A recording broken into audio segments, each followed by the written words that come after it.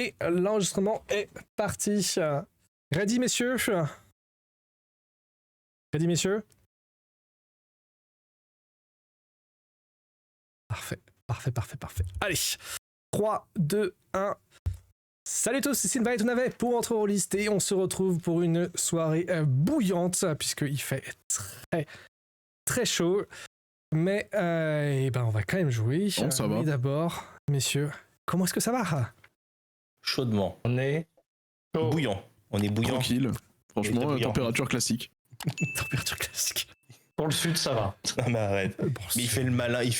Là, il était obligé de mettre un t-shirt. Il nous a insulté parce qu'il devait mettre le t-shirt. Il faut le savoir. Ouais, mais tu vois, la différence, c'est que nous, c'est ça toute l'année. Vous, c'est ça 3 jours et vous en pouvez plus déjà, quoi. Regarde, il a sorti le Marcel. Non, il sort de la salle, c'est pour ça. Oui, c'est vrai, il a fait de la fonte. Sortir de la fonte, là. Il sort de Il a porté des bouquins de D&D comme ça, quoi. Oh plus fort que les étagères. Un excellent outil de renforcement musculaire. Mais bref, aujourd'hui, à quel jeu on va jouer?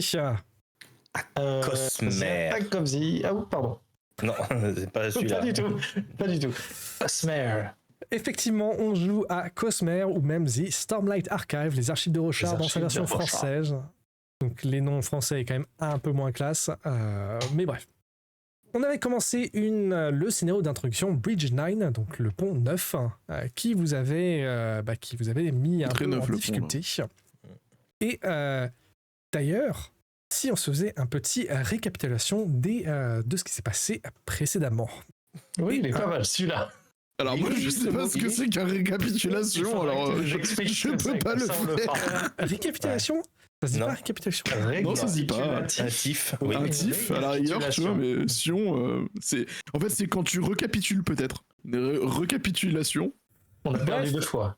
Bref. Dandy, comme tu m'as dit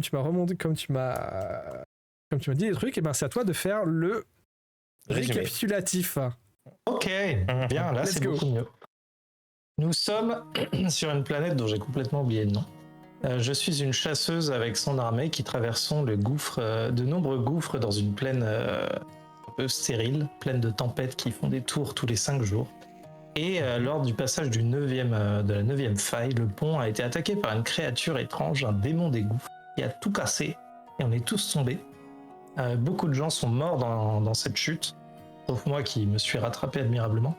On s'est retrouvés en petit comité, donc il y avait mes 2 amis Ved et la prêtresse dont j'ai oublié, Talani, merci. Diplomate. Et diplomate, une matriarche, un soldat, 2 porte-ponts et demi, maintenant plus que 1, et un capitaine qui est un sale connard, malgré toute l'autorité, le respect pour l'autorité que j'ai.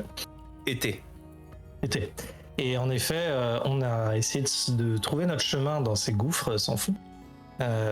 Et lorsqu'on était à 2 doigts d'en venir aux mains avec le capitaine qui était un vrai barjot en pleine en plein frisson. Exactement.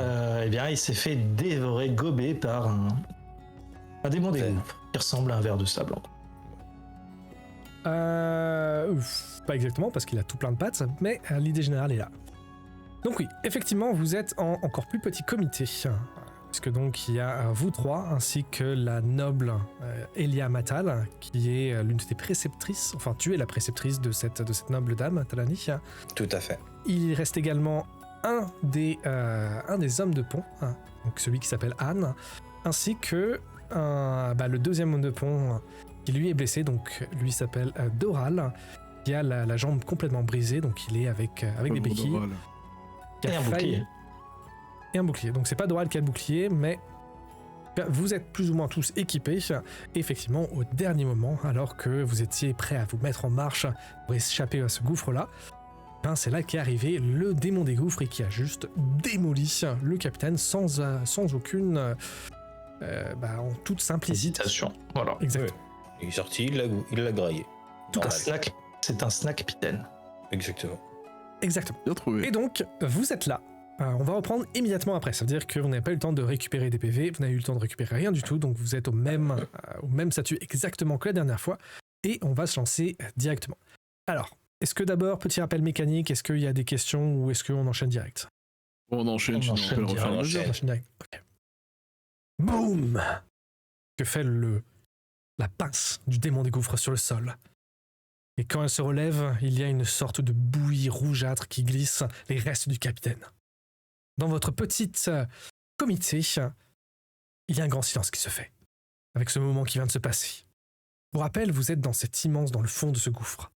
30 mètres en haut, vous voyez de la lumière du soleil qui est en train d'ailleurs de baisser, qui est en train d'éclairer cet endroit vraiment étrange, avec toutes ces plantes luminescentes qui éclairent votre chemin, juste à côté, il y a le reste du pont qui est écrasé par terre, les morts aussi, les cadavres qui traînent. Et pendant ce petit moment de flottement où le démon des gouffres est en train de relever la pince de son bleu immense, donc la créature fait une 12aine de mètres facilement, elle vous regarde de tous ses yeux, avec de la bave qui est en train de glisser de ses dents. Qu'est-ce que vous faites ?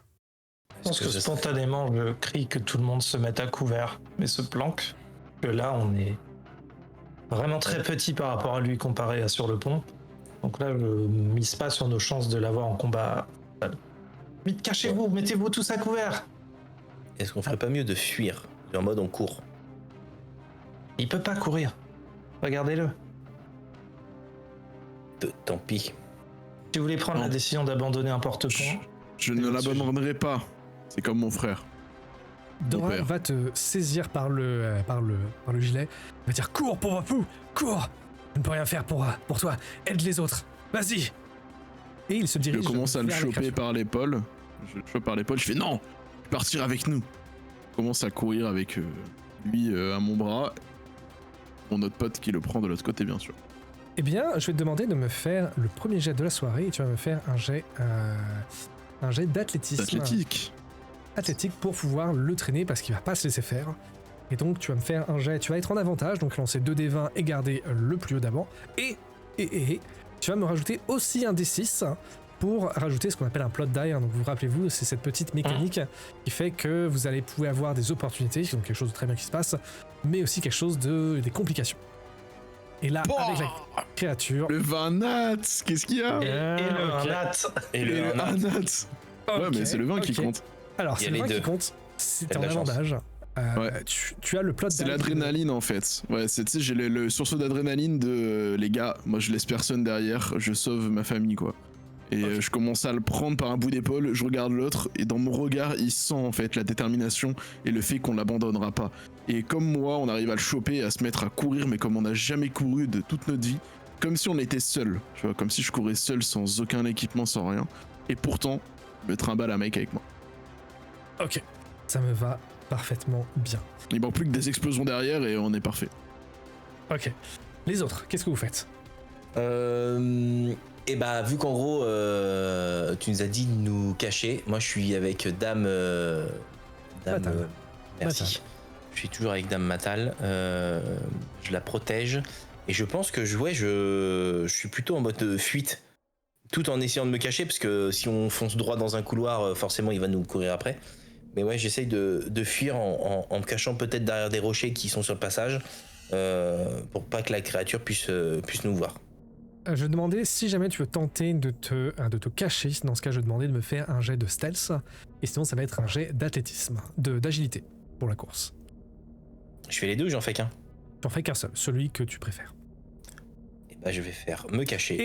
Et tu me rajoutes aussi le plot die, parce que là, pour toute cette séquence-là, étant donné qu'il n'y a pas beaucoup de tension, sachant qu'il y a cette créature-là qui est juste prêt à vous dévorer, dans ce cas, vous, à chaque fois, vous allez pouvoir lancer un plot die, ce qui fait qu'il va y avoir une complication qui va indiquer que la créature se rapproche de vous et qui peut potentiellement vous dévorer. Ok, alors pour me cacher, il faut que je fasse un test de quoi, tu m'as dit? Stealth, discrétion donc. Et tu vas le faire en normal, donc pas d'avantage ni de désavantage à ça. Voilà, c'est parti. Ouh. Ok, 17, très bien. Donc, tu vas pouvoir te diriger vers la sortie et Liamatal va pointer du doigt l'un des gouffres en disant par ici peut-être. Je crois que ça nous rapproche de la ruine et la ruine me semble être un peu plus étriquée en termes de géographie. Il garde quand même un état assez calme malgré la situation. Il va vous commencer à vous diriger vers cette partie-là du gouffre. Quant à toi, Abénar, qu'est-ce que tu fais? Je suis à quelle distance là de la créature? C'est quand même à une bonne distance. On va dire quoi? On va dire une petite dizaine de mètres. Après, la créature est énorme, hein, donc quelque part, elle pourra quand même te rattraper. Ce que je fais, c'est que je change d'arme. Je prends mon arc court, je bande, j'arme une flèche en direction de la tête de la créature. Ok. Et je recule vraiment à pas de loup en essayant de pas être trop visible, enfin d'être discret et de pas me montrer agressif. Vu qu'elle a mangé, je me dis peut-être que ça va aller. Mais si je vois qu'elle avance vers moi, je tire dans la tête. Eh bien, tu vas me faire un... Bah pareil que Taleni, tu vas me faire un jet de stealth aussi.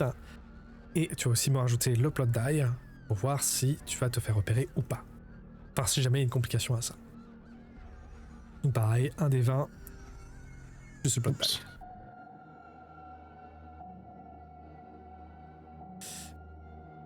Alors, c'est une réussite, parce que du coup tu as 18 plus 4, mais il va y avoir une complication.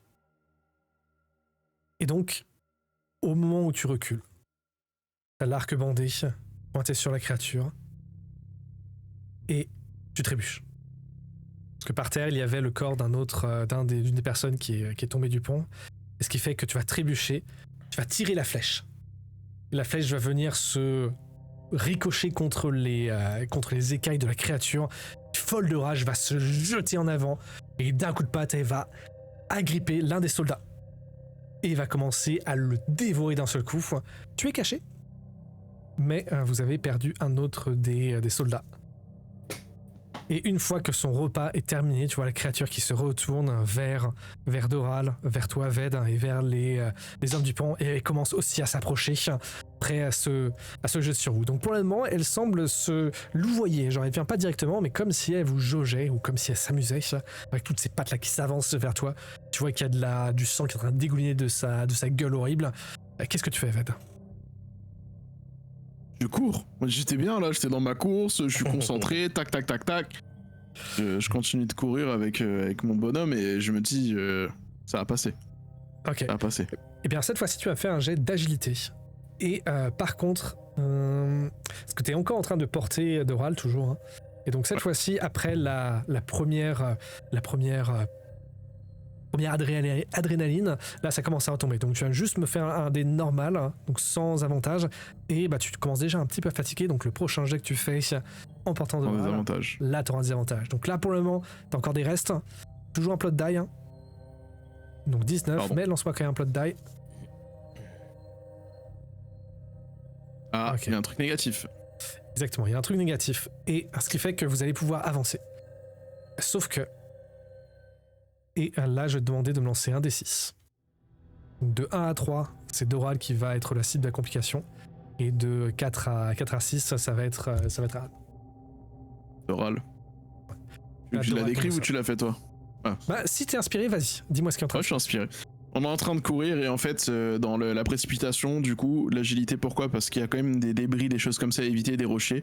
Et en fait, on fait un saut pour passer par-dessus en fait, un morceau de bois qui est surélevé avec 2 rochers, qui est un morceau de débris de pont en fait qui se retrouvait là, et en fait sauf qu'on n'a pas sauté assez haut pour Doral, et lui sa jambe pétée, elle a tapé dans le bois, et donc grosse douleur supplémentaire, crac, on lui a cassé carrément le genou en plus, là où il avait déjà la jambe bien éclatée, hop, on a enlevé un morceau supplémentaire et du coup il se met à hurler très fort.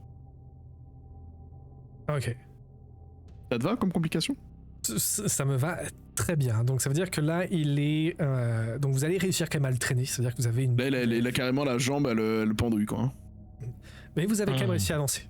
Vous avez réussi à avancer, et là Taleni et Elia, vous remarquez, vous êtes un petit peu en avance on va dire, et vous remarquez que à quelques mètres, genre quand même une petite 10-12 mètres, ça c'est dur à voir, mais vous voyez que le gouffre se rétrécit, ça fait genre un entonnoir. Et tu vois qu'il y a une peu de laisser passer, donc c'est très très haut, hein, donc ça fait jusqu'en haut du gouffre, mais tu ne peux passer que par personne. C'est-à-dire que si vous arrivez à passer par là, le démon du gouffre ne pourra pas vous atteindre. On continue. Tu vas aussi voir derrière que les hommes du pont, ils sont en train de peiner derrière. Tu as perdu de vue aussi ton compagnon Abénar, qui a réussi à tirer une flèche, tu penses, mais tu sais pas exactement ce qui s'est passé d'autre. Tu as toutes ces personnes-là. Elématal regarde un peu tout ça, elle jauge un peu la situation, tu vois qu'elle ralentit. Tu as l'entrée, le gouffre, enfin la sortie du gouffre qui est juste là. Derrière toi, tu as tous tes compagnons. Qu'est-ce que tu fais? Très bonne question. Mais ma priorité, c'est de protéger... De la protéger, elle. Matal. Ouais, Dame Matal. Donc en gros, c'est de l'embarquer et de l'amener à l'extérieur de ce gouffre. En tout cas, de continuer d'avancer dans cette espèce d'entonnoir qui nous protégera et qui nous permettra peut-être aussi de récupérer les rescapés qui se dirigeront au même endroit quelques minutes plus tard. Donc je continue mon chemin avec elle. Je la tire vers la sortie. Parce qu'une autre option, c'est aussi de pouvoir sacrifier en quelque sorte, c'est-à-dire rester un petit peu en arrière et d'essayer de motiver les autres gens genre en faisant un jet de discipline par exemple, pour pouvoir guider les gens vers cette sortie-là. C'est une possibilité, mais ça veut dire que si jamais il y a une complication, dans ce cas, c'est toi qui pourrais être la cible, mais c'est quelque chose qui peut être possible. Donc, je te laisse le choix, les deux sont valables.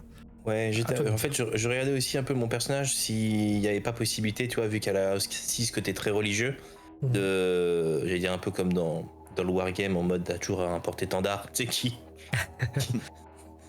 qui remotive les troupes en mode let's go. Mais non, priorité c'est Dame Matal et en gros c'est de la sortir. Ok. Et bien dans ce cas, tu vas continuer, tu vas me faire encore un jet d'agilité. Parce qu'elle va pas résister non plus, mais ça va être à toi de la mener. C'est-à-dire que tu vas l'attraper par la manche, tu vas la mener, pareil, plot die. Oh, opportunité, donc c'est une réussite et une opportunité. Quelle opportunité tu veux? Est-ce que tu as une idée d'une opportunité qui pourrait arriver en ce moment? Sachant que, encore une fois, les opportunités, c'est quelque chose qui n'est pas forcément lié à l'action en cours, mais quelque chose en plus.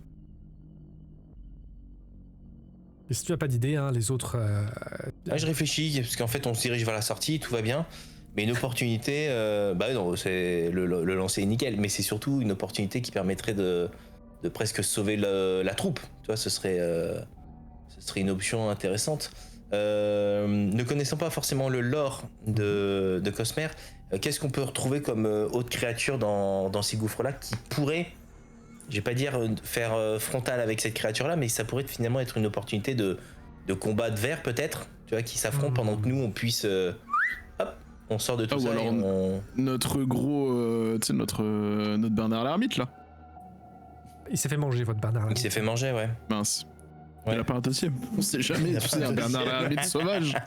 Un Thierry l'ermite qui sort de nulle part, quoi. Ce que je peux proposer, c'est que les démons des gouffres, c'est un petit peu les prédateurs, les apex prédateurs de ces endroits-là. Et par contre, ce que je peux proposer, c'est que tu vois dans le gouffre, il y a pas mal de plantes qui font de la lumière assez forte. Et tu peux repérer, par exemple, il y a une plante particulière qui, une fois que c'est détaché, que tu la lances, ça peut faire une très forte lumière, un peu comme un mécanisme de défense. Et ça peut potentiellement aider, faire en sorte que la créature soit distraite pendant un moment. Que ça peut donner un avantage aux autres personnages. Donc ça peut être l'opportunité. Ok, un peu comme une espèce de... flashbang. Ouais, j'allais dire de boule de feu que tu... Alors, tu n'en as pas, mais dans l'idée, ouais, c'est ça. Que tu montres et que tu secoues. Viens là, et hop, tu jettes par là-bas, quoi. Exactement. Ok, et on va faire ça. Très bien, ok. On va se la faire là, Jurassic Park. Arrêtez de bouger! Ta vue est basée sur le mouvement. Donc, tu te précipites vers cet entonnoir avec en poussant Mélia Matal. Tu vas carrément la jeter dans le vraiment, trou. Avance. Et là, tu repères justement un de ces fruits. Est-ce que tu peux lui donner un petit nom d'ailleurs? Le gum, j'y pensais très fort. Le fruit du gum-gum. T'es dans ma tête, Antoine, c'est pas bon du tout. Oui. Mais on va l'appeler le fruit du gum-gum. Il était que dans ta tête. Ok, donc le gum-gum, donc tu as trouvé un gum-gum et du coup tu le prends, tu le tapes dessus un coup et tu vois qu'il commence déjà un petit peu à grossir tout en faisant une lumière et tu vas le lancer et immédiatement tu vois la créature qui s'apprêtait à se jeter sur les hommes de pont. Tu vois qu'il va la regarder un moment et il va faire un gros bruit. Il va les suivre pendant quelques instants. Ça donnait à Bena une opportunité d'agir. Donc toi tu as été caché, tu as lâché ta flèche, tu as été caché derrière les rochers. Qu'est-ce que tu fais? Je switch avec ma lance courte pour m'en servir comme d'un bâton de marche au cas où j'ai des obstacles sur la route. Et voyant que la créature est partie attirée par quelque chose d'autre, je profite de l'opportunité et je file dans le sens inverse de là où est venue la lumière, me disant que c'est forcément un de mes collègues qui l'a lancé. Ok. Mais dans ce cas, je veux bien que tu me repasses encore un jet d'agilité avec avantage cette fois. Toujours avec un plot die. Mais et tu as l'avantage puisque tu as la lumière, donc ça te donnait un peu de temps et d'indication. Donc lance-moi tout ça et dis-moi ton résultat, s'il te plaît. Ouf, 9. 13, pardon. 13. Non, 9. 9. Juste 9.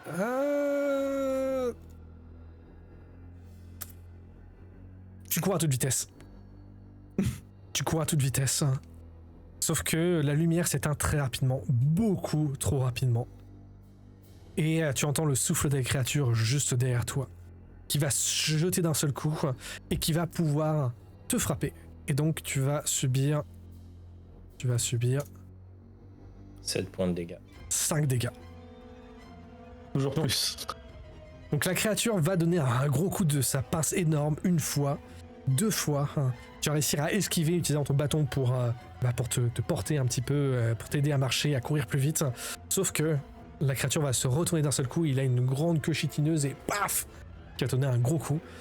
Ça va te faire rouler, mais heureusement, tu es arrivé juste à l'entrée de l'entonnoir, où tu as déjà les hommes de pont qui se sont engouffrés dans le trou, ils vont commencer à te tirer, et tu vas pouvoir être enfoncé dans cet entonnoir, dans ce mini couloir, et tu es le dernier. Et tu vois la créature qui va se jeter sur le trou, et qui va commencer à dégommer de la paroi à gros coups de pince, il va cracher, et par un moment t'as peur qu'il réussisse à creuser dans la roche, puis il s'arrête. Et il s'en va. Vous avancez dans le gouffre pendant quelques dizaines de mètres, 15 mètres, 20 mètres. Et vous avancez encore. C'est très étroit, vous avez vraiment à peine vous arrivez à peine à passer, jusqu'à ce qu'enfin, l'endroit s'ouvre. Vous êtes dans un nouveau couloir, beaucoup plus large, celui-ci. Il y a toujours la même végétation. Il y a toujours les mêmes roches très lisses, toutes les sortes de plantes bizarres, luminescentes. Mais vous avez réussi à échapper au démon des gouffres. Vous êtes vous n'êtes plus très nombreux, donc vous êtes tous les 3 plus 3 autres personnes, vous êtes tous les 6. Vous êtes dans le gouffre. Qu'est-ce que vous faites? Tu m'as parlé d'un temple tout à l'heure. Oui, c'est le temple que Elia Mattel a parlé et qui est donc la ruine, plutôt que le temple. Enfin, il dit que c'est un temple, mais c'est la ruine, c'est la cible de votre expédition. Ok. Je regarde Doril, moi, comment il va. Du coup, je vais un peu péter la jambe. Un peu. Alors, tu vas me refaire un jet. Il me semble que tu vas me faire un jet de médecine, s'il te plaît. Pour voir son état, pour essayer de diagnostiquer son état. Oh. Je crois que j'essaie de le soigner, je l'achève un peu plus à petit feu, le pauvre. Il a perdu connaissance. Tu l'as senti sur les derniers mètres et tu vois qu'il a juste grincé les dents et là il ne répond plus. Il est inconscient. Doril, je mets une claque. Il ne réagit pas. C'est de prendre le pouls. Qu'il y a encore des battements, est-ce que je l'entends respirer? Il est encore en vie, mais là il ne va pas pouvoir, tu sais qu'il ne va pas se réveiller avant un moment et qu'il va falloir le porter pour toute action qui va devoir être physique. Si jamais tu veux pas le laisser ici, il faudra le porter. Ok, je regarde si on peut fabriquer une sorte de civière ou de chariot pour le mettre dessus et tirer ça en fait, en l'accrochant dessus. Très bien. Qu'est-ce que vous faites les autres? Moi, je suis hyper blessé là, donc je vais essayer de chercher avec mon expertise en botanique des plantes dans les gouffres qui pourraient éventuellement servir de cataplasme pour arrêter une hémorragie, potentiellement pour calmer la douleur du porte-pont. Ok. Je regarde si je peux pas te soigner moi. Ouais. Mais alors justement. J'ai médecine 2. Vous voyez que le ciel est en train de devenir de plus en plus sombre. La nuit ne va pas tarder à tomber. Et Eliamatal a sorti une carte. Et elle est en train de regarder les alentours et elle annonce un peu à la compagnie. Bon, nous sommes tous ensemble dans cette affaire-là et je pense qu'il faudrait trouver un endroit pour se reposer, au moins cette nuit, et essayer de voir ensuite ce qu'on pourrait faire. J'ai cru voir un peu plus haut des sortes de plateformes. Peut-être qu'on pourrait en trouver une et être plus en sécurité. Je confirme, on va pas rester dans la fosse, c'est le meilleur moyen de se faire attaquer cette nuit.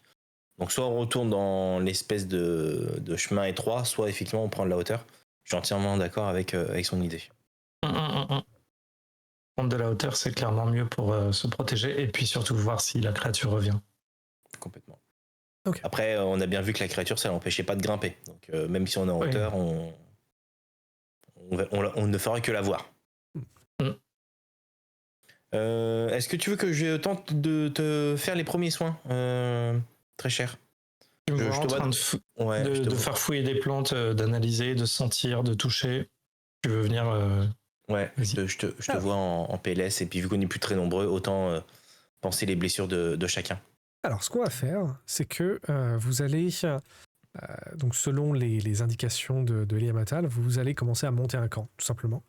Et donc, je vais demander à chacun d'entre vous de faire des actions pour essayer de récupérer, pour essayer de trouver de la nourriture, puisque rappelez-vous, là, ça fait une journée entière que vous marchez, donc là, vous n'avez pas d'eau, vous n'avez pas de nourriture, et donc dormir sans ça, ça va être un peu compliqué. Donc, je vais demander, pour commencer, tu as demandé Ved, je veux bien que tu me fasses un jet de crafting pour essayer de faire une civière, pour essayer de faire une sorte d'attel, et pour essayer de soigner en quelque sorte Doral. Je veux bien aussi, Abena, que tu me fasses un jet de survie, de survival, pour essayer de trouver des plantes. Et quant à toi, Talani, est-ce que tu veux me faire soit un jet de survival pour essayer de trouver pareil de l'eau, pour trouver de la nourriture, pour des trucs, ou est-ce que tu aurais d'autres idées de ce que tu pourrais faire? Non, survival c'est bien. Est-ce qu'on lance toujours avec le plot twist ou... Non, plus maintenant. Donc là, il n'y a plus tant que ça plot dice, pardon. Plot dice, il n'y a pas tant que ça de risque particulier. De tension, quoi. Okay. Donc, alors, donnez-moi vos résultats. Donc là, on a un 17. 18 pour moi. Et 11 pour Bibi. Et un joli 3 pour moi. Ah, ok. Bon. Dans ce cas, vous allez réussir à trouver un endroit où dormir. Vous allez réussir à trouver, on va dire, de l'eau. Vous n'avez pas trouvé de nourriture, en tout cas pas suffisant pour tout le monde. Et l'état de Doral ne va pas s'améliorer. C'est-à-dire qu'il va entrer et sortir de l'inconscience, mais il va pas encore, il va pas être de taille, même après une nuit de repos, il va pas pouvoir se récupérer. Et je vais maintenant demander à chacun d'entre vous de lancer un recovery die. Sur votre feuille de personnage, vous avez une valeur, donc c'est un dé. Et donc ce que vous allez pouvoir faire, c'est que vous lancez ce dé-là, et vous allez pouvoir répartir le résultat de ce dé soit dans le focus, ou alors votre santé. Ou les deux. C'est-à-dire que par exemple, si vous avez 7, tu peux mettre 7 points dans la santé, ou alors tu peux mettre 4 points dans la santé et 3 points dans le focus, ou l'inverse, ou etc. Pour l'instant, on l'a pas utilisé, le focus. Pour l'instant, vous ne l'avez pas utilisé, il me semble. J'ai récupéré 2 points de vie. Ok. Ok, 1 des 6. C'est nul. 4, ça va. Étant donné que vous n'avez pas pu trouver de la... Vous avez pu juste trouver de l'eau, mais pas de la nourriture. Dans ce cas, vous n'allez pas pouvoir avoir plus que votre recovery die avant que la nuit tombe. Mais, pendant la nuit, vous allez voir un moment où vous êtes tous les 6 autour du feu que vous avez réussi à allumer tant bien que mal. Vous avez la nuit qui est tombée profondément dans ce gouffre, avec les sols, la bioluminescence des plantes qui éclairent encore l'endroit, qui donne à l'endroit un côté très, très alien, presque. Vous êtes assis étonnamment tous en cercle autour du feu. Que ça soit Eliamatal et toi, Talani, qui êtes tous les deux des Paliris, donc des personnes nobles, et aussi les hommes de peau. Enfin là, on est au même niveau là. Et je vais demander justement chacun d'entre vous de partager, que ça soit à voix haute en tant que personnage ou bien en tant que pensée, une caractéristique, un morceau d'histoire de votre personnage. Et que ça soit, vous pouvez très bien le dire, le cacher aux autres ou bien le dire, mais vous avez cette occasion-là d'approfondir un petit peu vos personnages. Donc qui veut commencer ce petit moment d'introspection? J'espère que Doral va s'en sortir. Quelqu'un qui compte beaucoup à mes yeux. Comme tous les autres membres de mon crew, mais malheureusement il en reste plus beaucoup aujourd'hui et je ne peux pas me permettre de le perdre. Il était là avant que j'arrive et c'est lui qui m'a pris sous son aile pour me permettre de m'en sortir et d'être ce que je suis aujourd'hui. Je ferai tout pour qu'il puisse garder la vie sauve. À côté de toi, tu as l'autre membre du pont, donc Anne, qui hoche la tête. Et il ne dit rien de plus, mais il va quand même poser la main sur ton épaule. Tu vois en face de toi que tu as Eliamatal qui te regarde et qui... Tu vois un air de... Pas vraiment de tristesse, mais surtout tu vois un air de culpabilité. Et elle va ne rien dire, elle va simplement remettre une branche dans le feu. Abena, à quoi tu penses? J'ai été assez choqué par le comportement du capitaine que je respectais du par de son rang hiérarchique et agréablement surprise par le courage dont a fait preuve Ved alors que ce n'était qu'un simple porte-pont que je considère comme un esclave ni plus ni moins. Ça me fait remettre beaucoup de choses en perspective et ça me rappelle que ça me fait prendre conscience que même ici, même dans l'armée, je retrouve ces mêmes petits bureaucrates de la ville, les gratte-papier corrompus qui faisaient tourner toutes les rouages politiques et légaux à leur avantage pour s'enrichir. Et je me rends compte qu'ici, le courage, c'est pas qu'une valeur de rang, c'est aussi une valeur de personne.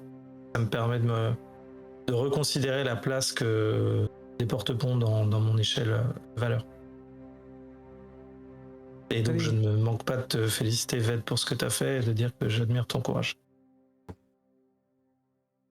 Je te regarde, ça me touche énormément, mais je ne trouve pas les mots pour te faire passer ces sentiments-là. On reste quand même des gens dans une situation inconfortable. Ils se sont pas forcément appréciés au début de la situation. Ils ont eu des idées divergentes. Tu as peut-être voulu sacrifier une partie d'entre nous. Mais je te suis reconnaissant. Kaleni, tu es la guide spirituelle de ce petit groupe, par défaut, puisqu'il n'y a personne d'autre. C'est ça. Qu'est-ce que tu penses de cette situation? On n'a pas été préparé. On a pris ce voyage un peu trop à la légère, malgré le fait qu'on était quand même bien plus nombreux au point de départ, mais qu'en gros on a sous-évalué le voyage, sous-évalué la menace de la faune, et qu'en gros on s'est même retrouvé avec un escadron qui était plus que défaillant dans sa hiérarchie, et qu'en gros aujourd'hui Dame Matal est plus qu'en danger, et qu'en gros c'est pas dit qu'on arrive à arriver au temple vivant, en sachant qu'il ne reste plus que nous 6. Donc je t'avoue que en tant qu'ardente, ok, j'ai fait vœu j'ai consacré ma vie à l'église, à tout ce qui est aussi formation pour la partie soldats, mais pour les guider, pour les accompagner dans leur mission. Mais là, je t'avoue qu'au vu de la situation, pas très rassurant du tout. Et j'ai presque peu d'espoir en réussite de cette mission. Donc j'ai envie d'aller me recueillir et d'aller prier. Donc tu pars prier, et à ton retour, Eliamatal va se lever. Il va s'éclaircir la gorge. Pour commencer, je suis désolé de vous avoir mis dans cette affaire-là. Que cette expédition, vous le savez très bien, c'est moi qui l'ai demandé au prince Adéa. Mais je pense que cette expédition, ça peut aussi être notre porte de salut. Parce que d'après les cartes que j'ai, les ruines que nous avons pu identifier ne devrait pas être très loin. Et d'après les premières informations que j'ai, les ruines là pourraient potentiellement être accessibles à la fois de la surface mais aussi des gouffres. Ça veut dire que c'est peut-être un moyen de bien simplement trouver un moyen de remonter. Et donc, je vous demande à vous tous de me faire confiance pour encore une journée. Encore une journée, je vous guiderai vers cet endroit, vers ce temple, vers ces ruines-là, et je vous assure que quand nous sortirons vivants de cet endroit-là, vous serez récompensés. Tous. Je vous en fais le serment. Et elle se rassoit. Survivre sera déjà une récompense en soi, Madame Matal. Bien sûr.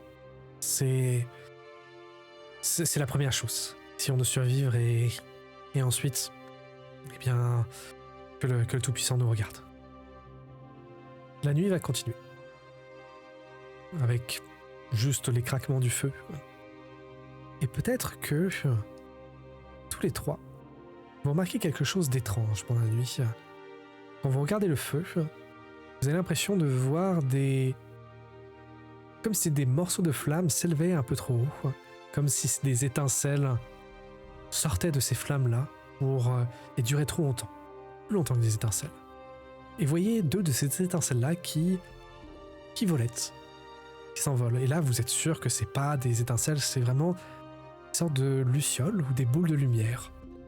Peut-être des sprènes même. Très étranges que vous n'avez jamais vu. Et qui volettent autour de vous et surtout autour de toi, Ved.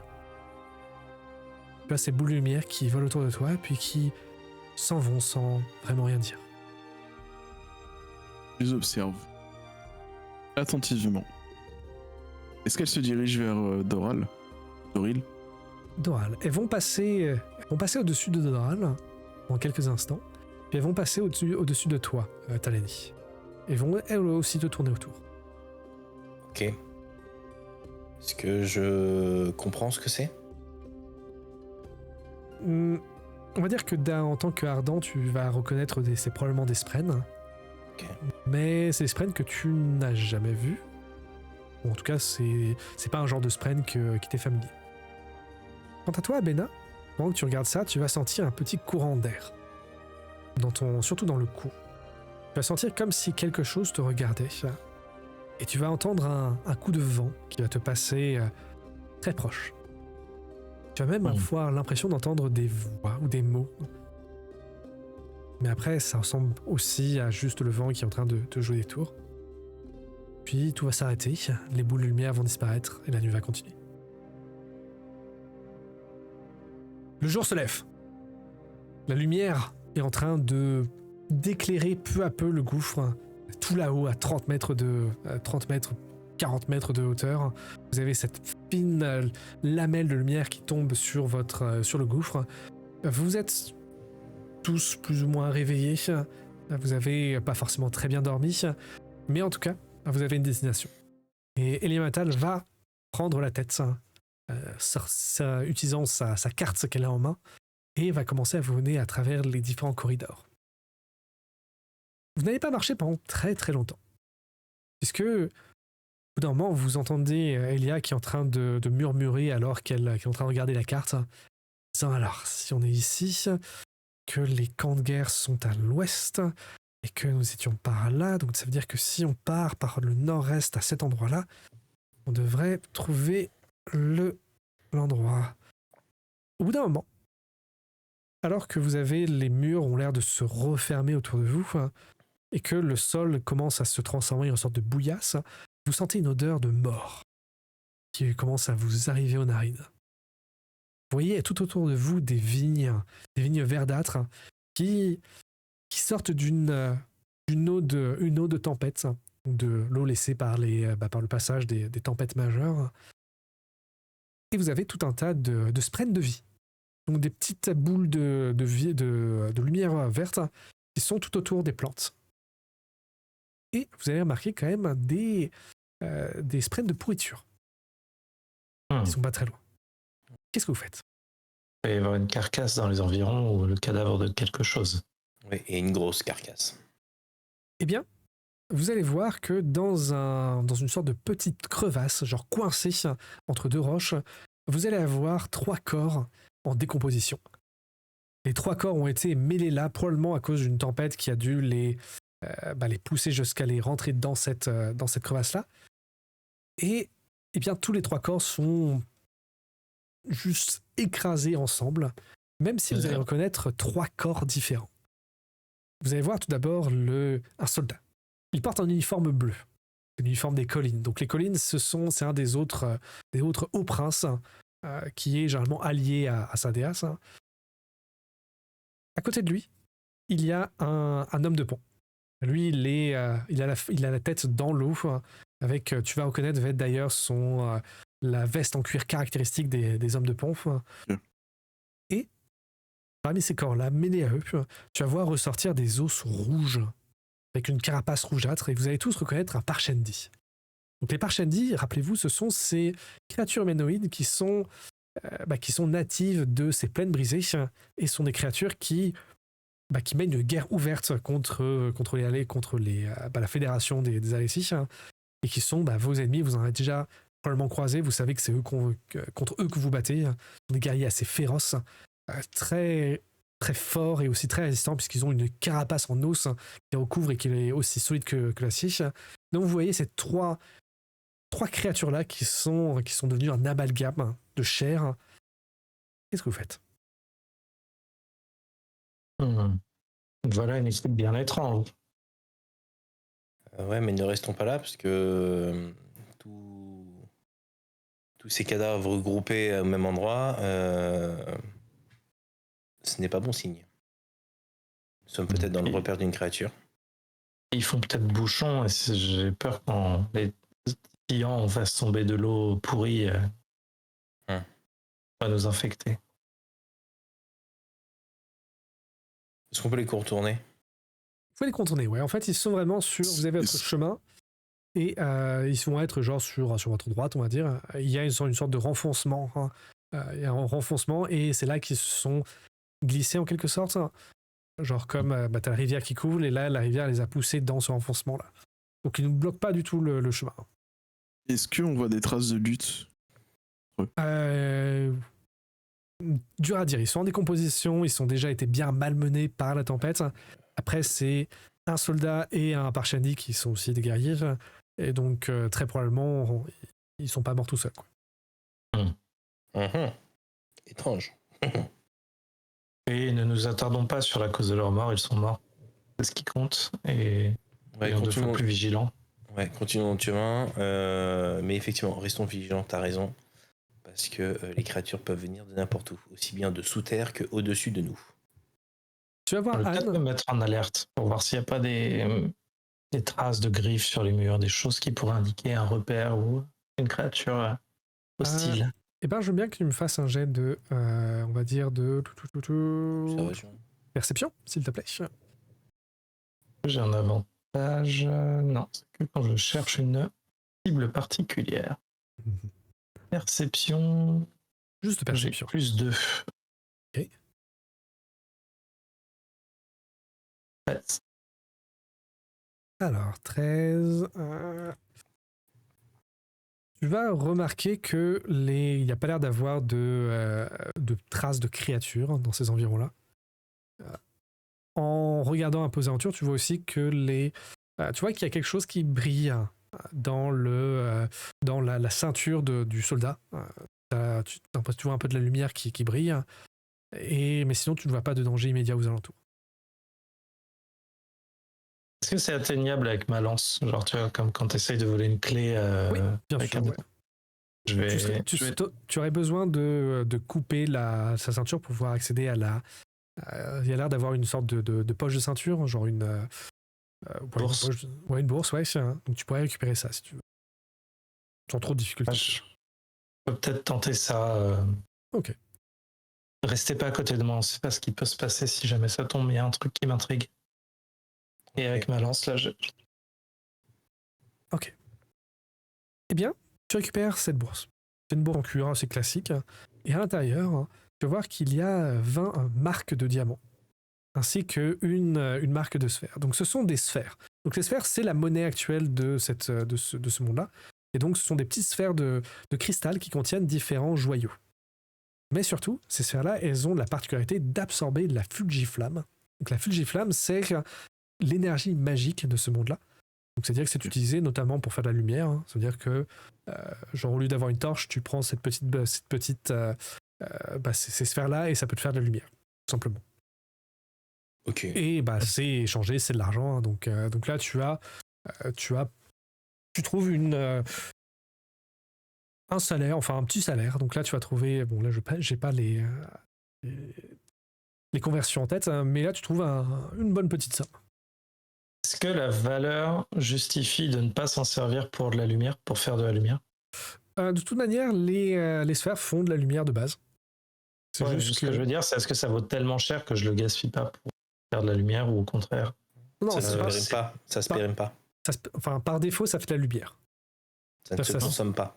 Alors si, ça se consomme, mais ça veut dire que quand tu as une lumière, la sphère fait de la lumière de base.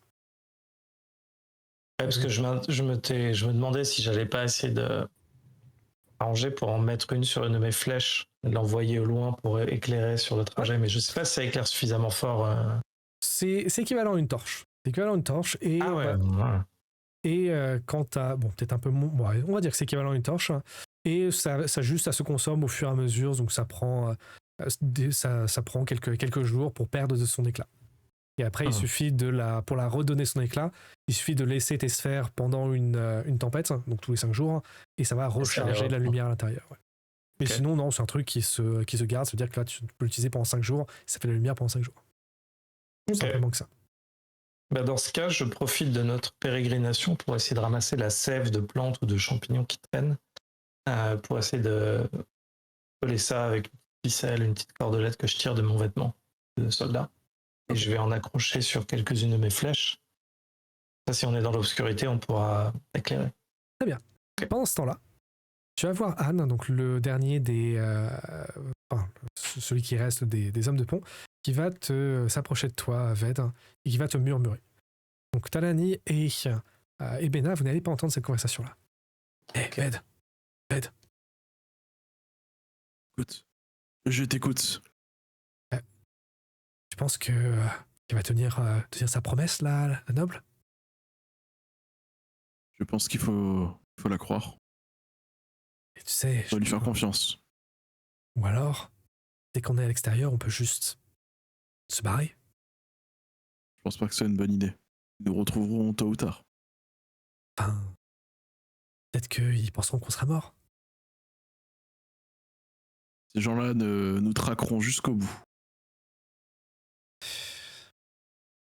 Bon, je sais pas pour toi, mais je pense que je vais quand même le tenter. Je compte sur toi pour rien dire aussi. Hein. Tu pourras dire toi aussi que je suis mort, mais... Tu sais très bien que je ne trahirai pas la famille, mais toi, tu es prêt à nous trahir pour ça? Pour un semblant de liberté? Pas vous trahir, mais il faut faire quelque chose. On peut pas rester genre esclave et ils vont nous tuer de toute manière. Même si on survit ici. Pas. Je sais pas pourquoi, mais je sens qu'ils respecteront leurs paroles. Bon. On l'aurait bien trop utile vivant que mort. Bon, je vais te faire confiance, Ved. Faire confiance. 3 ans mon expérience. Fais-le pour Doril. Ok, pour Doril. Et finalement, vous allez déboucher dans une sorte de... Pas vraiment une plaine, puisque vous êtes encore dans le gouffre, hein, mais dans une grande ouverture. Et c'est là que le premier, c'est toi, Abena, que tu vas voir quelques dizaines de mètres en hauteur. Tu vas voir que la roche a une formation un peu étrange. Et c'est là que tu le remarques. Une construction, un temple. À cette dizaine de mètres-là, tu vois maintenant, caché dans une couverture, genre couvert par une couche de crème. Donc le crème, c'est une sorte de résidu calcaire qui est laissé par les tempêtes majeures. Et les autres tempêtes. Et tu vois qu'il y a des structures. Tu vois des colonnes, tu vois des ouvertures même de fenêtres. Si jamais il y a une ruine que vous devriez trouver, cette ruine, elle est probablement là. Regardez Talani là-bas. Oui. On dirait une forme qui se profile dans la roche là. Ça ressemble à un bâtiment. Effectivement, vous avez raison. Serait-ce le Ce temple, serait... Dame Matal? C'est le temple. C'est cela. Oui, nous avons réussi. Oui. Nous y sommes. Et donc, vous voyez que la structure, en vous rapprochant, vous voyez qu'elle a un style assez inhabituel. En tout cas, l'architecture semble quelque sorte un petit peu familier, mais elle est surtout très très ancienne. Vous ne savez pas exactement combien d'années elle doit dater, mais c'est probablement un artefact d'un autre âge. Et vous voyez aussi étrangement qu'elle est penchée. Genre que les murs sont penchés un peu sur le côté. Comme si c'était enfoncé dans le sol. Bon. Bien allons-y. Attention, restez vigilant. Dame Matal, c'est quand on arrive près de son objectif qu'on relâche sa vigilance et que le plus tragique se passe. Laissez-moi partir en éclaireur, je vais ouvrir la voie. Très bien. Est-ce que tu peux faire un jet d'athlétisme, s'il te plaît? J'adore athlétisme. J'espère bien. INSEE. Nickel. Tu vas pouvoir trouver les restes d'un escalier. Couvert maintenant de couches et de couches de crème. Tu vois quand même que ça permettrait à tout le monde, et même surtout aux porteurs de pont, de porter Doral assez facilement jusqu'en haut. Puisque au bout de cet escalier-là, il y a une large ouverture. Tu reconnais que c'est une porte qui était là, qui mène vers l'intérieur de l'endroit. Tu as un courant d'air aussi, qui va venir te souffler au visage, qui va t'emmener un air assez de renfermé quand même, qui va te prendre la narine. Mais il n'y a pas de doute, vous êtes arrivé aux ruines. Et il y a derrière, à l'entrée, c'est encore dans l'obscurité, mais tu vois ce qui semble être une salle derrière. Okay. Alors, vous voyez quelque chose? Que demande Matal. Oui, c'est par là. Venez avec moi. Faites attention sur les marches. Et je monte, je prends toujours de l'avance sur... Ok. Est-ce que tu utilises justement l'une des marques que tu as mis, enfin l'une des sphères que tu as mis sur ta flèche? Si c'est obscur et que ça peut aider à trouver le chemin, oui. Ok. Eh bien, dans ce cas, vous allez pouvoir tous monter à l'intérieur, vous allez escalader la paroi. Donc ça vous prend un peu de temps quand même, surtout pour les porteurs de pont, puisque vous avez toujours Doral qui est toujours inconscient. Mais vous allez quitter la chaleur du gouffre pour arriver dans un endroit qui va être beaucoup plus à l'ombre, puisque vous êtes à l'intérieur de cette salle-là.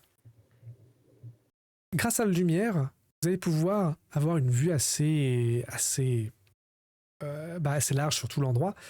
Et est-ce que l'un d'entre vous a une expertise en religion ou en architecture? Ou en archéologie, pardon. Alors, religion, je pense que oui, mais je vais vérifier pas du ça tout quand même. Pour ton cardante, il me semble que oui. Moi, je m'y connais en culture Aleti et Azish. Ouais. Donc Alessis, c'est les nobles, c'est la culture standard. Et Azish, c'est une autre culture. Donc là, ça ne va pas t'aider. Je te confirme. Tu as religion? En expertise, j'ai religion. Ok. Et dans ce cas, je vais demander de me faire un jet de lore, s'il te plaît.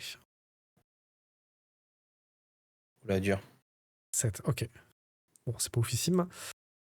Tu vas quand même reconnaître que cet endroit semble être une sorte de temple, effectivement. Un endroit de prière. Alors, bravo. Bien vu l'aveugle. Merci Captain Obvious, appelez-moi. Mais surtout, tu vois que c'est un lieu de prière qui date de l'endroit où il y avait la période où il y avait des cataclysmes, des désolations. Donc ça date de centaines et de centaines d'années. Et que ça a un lien, probablement, avec le légendaire ordre des radieux perdus. Oh!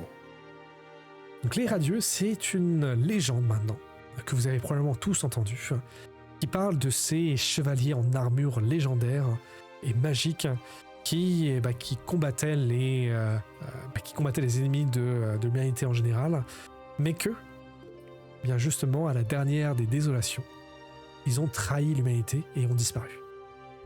Et vous n'en savez pas plus. Aparté. Oui. C'est les gens avec les grosses épées qu'on voit sur les bouquins, c'est ça? Oui, c'est ça. Non, c'est pas eux? Non, pas exactement. Ok. Ça dépend. Mais l'imagerie est similaire. Ok. Donc, mais et oui, il y a un lien, mais vous le saurez, je vous en dirai plus à la fin de la paix. Du suspense. Et aussi, lisez les 5 bouquins. Wouh 6000 pages. Ainsi donc, vous êtes dans cette salle-là, et pendant que Tiny est en train de regarder un petit peu tous les mosaïques, toutes les structures, les statues, Ved et Abena, vous remarquez que vous n'êtes pas exactement seul dans cette salle, puisque vous voyez des crémillions. Donc des crémillions, ce sont des petites bestioles, genre des sortes toujours très crustacéennes dans l'esprit, qui sont généralement aussi grosses qu'un chat, et qui sont un peu partout, et qui ont pas mal de tailles différentes, ils varient pas mal. Et tu vois que au fur et à mesure que vous entrez dans la pièce et que vous les éclairez avec la lumière, tu vois qu'ils sont en train de courir un petit peu partout et c'est pour se cacher. Messieurs, le dîner. Et je veux bien d'ailleurs, Abena, que tu me fasses un jet de lore ou de survival, celui qui est le où tu as le plus. Dire survival. Et let's go. Oh, trop joli 2. Donc ce sont des crémillions, tu connais pas exactement l'espèce particulière, mais c'est une bestiole qui est assez commune, hein, c'est pas plus dérangeant que ça. Ok, on risque rien, on peut s'installer. On pourra peut-être même en manger ce soir. Ok. Vous remarquez d'ailleurs aussi qu'il y a un escalier qui a l'air stable, même s'il est aussi penché comme le reste de l'endroit, et qui lui est couvert de tout un tas de petites dômes, des petites boules de taille de melon qui sont un peu partout sur les marches. Et donc, Elemental qui est en train de regarder, en train de prendre aussi des notes par rapport à tout ça, qui regarde l'escalier, qui vous regarde, qui vous fait « Bon, on continue ?» Avançons. Eh bien non, parce que nous, on va s'arrêter ici pour cette session. Merci messieurs d'avoir joué pour cette deuxième session de Stormlight Archive, des archives de Rochard. Comment avez-vous trouvé cette petite session pour le moment? Chill. Bien tendu. Ouais, chill. On rentre un peu plus, j'allais dire, dans le lore, là, parce que tu nous amènes dans un temple avec, j'ai l'impression, pas mal d'infos qu'on va apprendre, j'espère. Donc, l'univers se découvre doucement. Encore. Ouais. Je trouve ça cool d'avoir un moment pour développer la psyché et l'évolution de ces persos. C'est bien de pouvoir faire ça. Oui. Ça me fait penser à Darkest Dungeon, tu sais, le moment du feu. Ça, enfin, baisser le stress de tout le monde, tu sais. Ouais. Mais je pense que c'est un truc que je reprendrai dans d'autres jeux de rôle, parce que ça, c'est pas un truc qui est spécifique à ce jeu-là, c'est que, en tout cas, dans l'aventure, il y a plusieurs endroits où il propose de posez-vous 2 secondes et parler de vos personnages. Surtout que pour un one-shot comme ça, c'est assez... généralement, t'as pas trop le temps de développer, donc je trouve que c'est une bonne idée du bouquin de lancer ça, de proposer ça. Complètement. Donc voilà. Mais bref, on va s'arrêter là pour cette petite session, mais on ne va pas s'arrêter là pour le scénario, puisqu'on continuera très très rapidement. Et tous ceux qui nous regardaient, comme d'habitude, un grand merci à vous tous qui nous suivez. Ça nous fait toujours super plaisir de vous voir sur Discord. N'hésitez pas à laisser des commentaires, vous abonner et tout le reste. Et sur ce, je vous souhaite à tous d'excellentes journées, soirées et surtout de bons jeux à tous. Salut! À bientôt. Salut, Hydratez-vous. ciao.